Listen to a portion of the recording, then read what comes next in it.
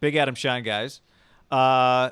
He wrote this on NFL.com, ranking the 8 NFL divisions by quarterback. Okay. He had the NFC South number He's one. got a good NFL.com gig. His articles are always sweet. It's just like, because he's contributing my 10 favorite columnist. So players. it's like when Adam has something he's feeling, that's when he writes. It's never like, know. Adam, we need something by Thursday. Figure it out. He's like, I'm hot on my 7 favorite defensive players. It's like, that's the articles I want to write. So here's what he's got, John. Schein goes NFC South 1, NFC West 2, AFC West 3, lock Mahomes, Carr, and then whoever the Chargers quarterback is. AFC North 4, Lamar, Big Ben, Baker, Joe Burrow. NFC North 5, Trubisky or Foles, Stafford, Aaron Rodgers, Kirk Cousins. 6, AFC South, Watson, Rivers, Minshew, Tannehill. AFC East checking in at 7, Josh Allen, Jarrett Stidham, Fitzmagic or Tua, and Sam Darnold. And pulling up the rear is the NFC East, Dak, Daniel Jones, Carson Wentz, and Dwayne Haskins. Isn't it weird that, like, when you said the AFC North, you did 2 names that are like, Baker, he could easily bounce back, and Joe Burrow might be a star. There's a chance that when the season ends, it's like Baker Mayfield's a bust, and Joe Burrow might not be that good. But when you just say those 2 names right now, even if you're not the biggest Baker guy, you'd be like, well, the new coach, they got it loaded. Like, Baker could have a good year. And you'd be like, oh, Joe Burrow, he's sweet. It changes because I'd push back on this. The NFC East dead last. Dak Prescott's been in the playoffs twice in 4 years. The other thing with the AFC North, Roethlisberger is, who knows? You got Wentz, who's just extremely talented. You got Dak that, listen, we nitpick him, but he's still like a 10 to 15 guy. Daniel Jones, question marks. Dwayne Haskins, just throwaway. But there are throwaways like the AFC West is basically like a Mercedes and a lot of question marks about other vehicles that, you know, are going to be very, on a given week, might not turn on. Well, right? There are a lot of unknowns. Yeah, I mean, the AFC West could, by the end of the year, could be 2nd or 7th. Yes. Like Mahomes is just going to stay an elite guy. The other guys, Carr's either going to have a really good year to me or be like, he's gone. Locke is either going to be like, this guy's our guy, or, God, we miscalculated this. The Chargers might just be rotating guys. Who knows? You're right. The AFC West has the biggest pendulum swing potential. Now, I think the highest, like, what he has at number 1 here is the highest floor. But I think when you really look at it, the NFC West at number 2 has a super high ceiling. The AFC West at number 3 has a really high ceiling. And, you know, even the AFC North, with if Lamar rolls, is Burrow 16 games, like, really solid, Baker a little better, Ben looks like he's not Lamar's on the sweet verge again. Yeah, they could jolt up. To me, number 1, and rightfully so, but it's built on resume. Like Mad Dog told Chris Yelich yesterday when I was driving around, check the resume, my friend. Their resume is unbeatable. They have the GOAT, they have a top 10 quarterback of all time, and they got a guy that won the MVP a couple years ago. And even Teddy is just like, if that's the worst quarterback in your division, it's not terrible. So, but it's based on history. It is based on history, yes. But if you looked up and saw Ryan, Brady, Breeze all in the top 10 in yards this year, that wouldn't shock you. I think, yeah. If you wanted to get the division most likely to invite and pay people to speak in a Fortune 500 companies, the NFC South has you on lockdown, right? Those 3 guys are just stalwarts of the NFL. Like when you say their name, Matt Ryan's the worst. You know what? Of the 3. Wouldn't you throw Teddy in there too, just given his story, his kind of resume, his story? Yeah, big time. I mean, his positive outlook, for sure. Which most depressing division to me? This is an easy one. I shouldn't say easy, but one jumps out to me. I could be convinced otherwise. NFC North, just in terms of angst with the fans. Like if Aaron Rodgers is your quarterback, you're happy, but you're like, what did him and the head coach get along? Stafford, you keep waiting. Trubisky and Foles, here you are. You're the Bears. You thought last year was going to be the year. Now you got a quarterback battle. Cousins, he's just signed a 9-year extension, I think. So he's not going anywhere. Has any quarterback got an extension where their fan base just won a playoff game is more angry? Like, what are we doing, guys? Did we really need to do this? It's pretty nuts that he got an extension. Now, statistically, in a vacuum, you go, look at the season. The eye test is just something to be – it's weird, right? Because you could do way worse. You really could. Like, you could do way worse than Kirk Cousins.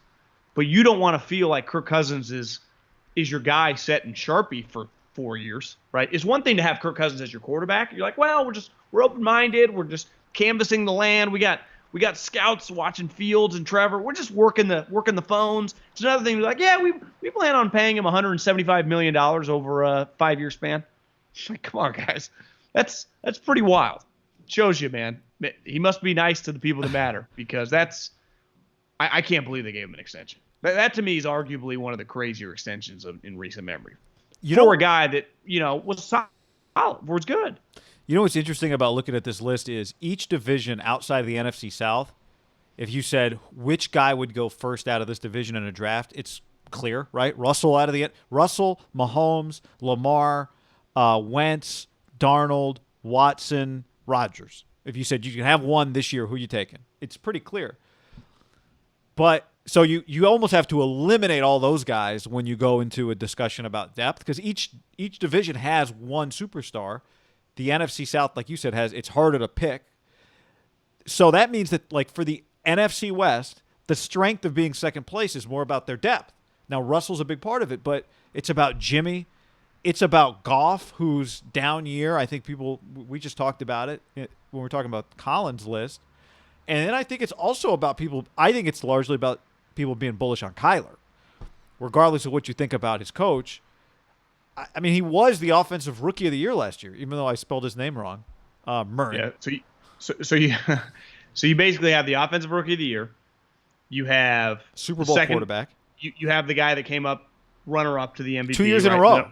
He's in that division. Russell Wilson? No. Oh no. Sorry, you said MVP. I was jumping the gun. I'm saying you have the Super Bowl runner up. The last 2 years is in the division.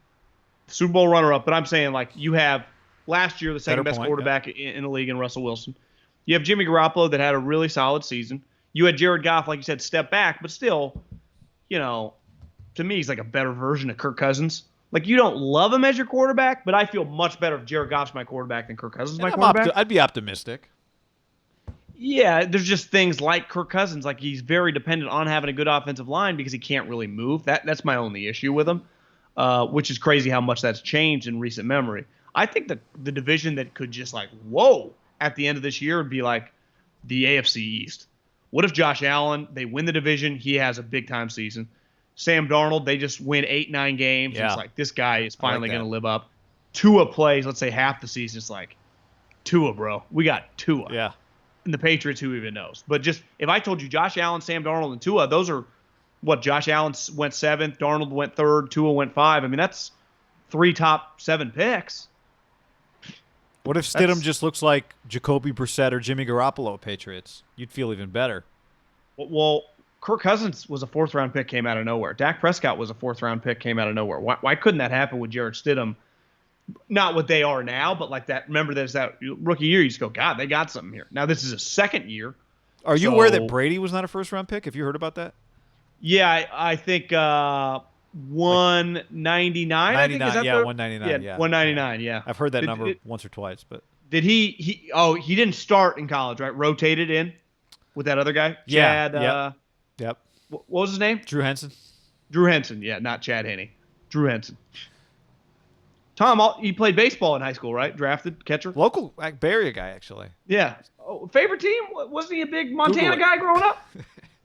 You Google me. Did you know that Antonio Gates played college basketball? Yeah, I don't think that's where do you go to school, though? I don't even remember. Well, I was just joking around. Antonio Gates, college basketball player? He did? Antonio Gates did not play college football. He just played college basketball. Yeah, college basketball. Okay, sorry. Yeah, he's a college basketball player. I didn't realize you were playing a joke. Yeah, I was just building on the joke. That's another thing. Like, Antonio Gates' basketball skills, like, we fucking know. Yeah, jump balls. Okay. Well. Sorry, I came out of left field with the Antonio Gates reference. I thought you caught me lying. Like, well, he didn't play basketball. What are you talking about? No, so he played basketball. And then I'd have to say, I was thinking of somebody else. So, I like this list from the NFC West standpoint. I do think they belong up there. I don't know if you had said snap reaction, NFC West, second best quarterback division in the NFL. I don't know that I would have snapped yes, but I just think a lot of people listening to this podcast, and I know me too, that I just care about the NFC and AFC West more. Mainly because, to me, I've been watching those teams play the majority of my life. Because I heard Harold Varner give an interview. I just saw it come up, like, I think on Twitter or something, with the no laying up guys, and they were fucking around with them, asking them stupid questions. Like, where do you like to eat? All this stuff. They're like, who would you rather lose to? He's a big Carolina Panther fan. The Falcons or the Saints. And you just realize, like, if you live in the South, your probably favorite division, I don't know, is the NFC South. You just care more about that division. You just watch those games more. Now, we watch them too nationally, but I'm more likely to just watch the Bronco-Charger game. I just see a lot of that. I feel like inundated with that beside all the top teams in the other divisions, right? Like, I'm not watching a lot of, like, Lions-Packers. Not doing well. I mean, I will do it a little bit. But you're not. It's not what really gets your blood pumping. Yeah, exactly. I watch out of just, love of the NFL. But I get a little more juiced up when oh, damn, Drew Lock. I got a weird soft spot for the AFC West. Just there's a childhood element, like obviously the NFC West to me, which is a lot different than the one we grew up on, right? Like the Falcons were in it. Now that the LA team is the St. Louis, they move back and forth. To me, the AFC West, for the most part in our lifetime, has been just Broncos, Raiders. Now the Raiders and Chargers move or whatever, but they're still, I just view them as Raiders, Chargers. Like nothing really changed. The same fucking ownership. Just those games in the late 90s with like Marty Schottenheimer versus Mike Shanahan, the 10 million coaches that Dean Spanos tried to get for cheap. It's a weird division that really. Doug Gottlieb told me that this, like we were doing a radio hit. He's like, I'm really the only guy that talks about the, the AFC West over the last like 15 years. Now it's cool with Mahomes, but it's not a national media brand. Yeah. Right? Well, I know one guy that claims he's the only one that has been talking about it, but I'm glad to hear Doug's been talking about it.